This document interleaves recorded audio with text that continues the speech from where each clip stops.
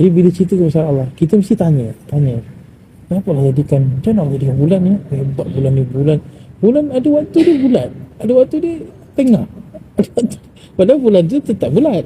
Yalah. Tapi dia ada separa-separa tu. Subhanallah. Ada cerita pasal Allah. Jadi siapa yang tukar-tukar mood ni?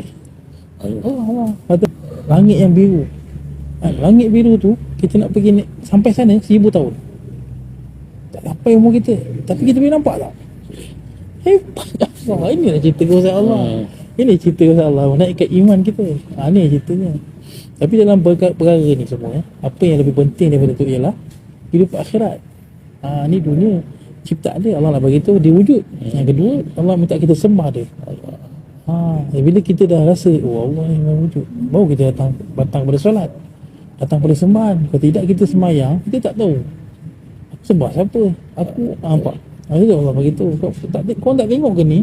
Kau tak tengok ke aku cerita matahari ni? Kau tak tengok ke masa berlalu? Kau tak wala asri, kau tak tengok ke masa aku bagi engkau?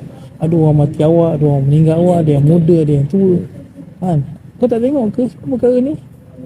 Baru datang pada solat, baru kau solat Allah, baru kau rasa kehebatan dia, baru kau rasa seronok nak sembahyang, aku nak jumpa dia. Jadi yang cakap nak tunggu solat kan, aku nak jumpa dia 5 kali. Dulu saya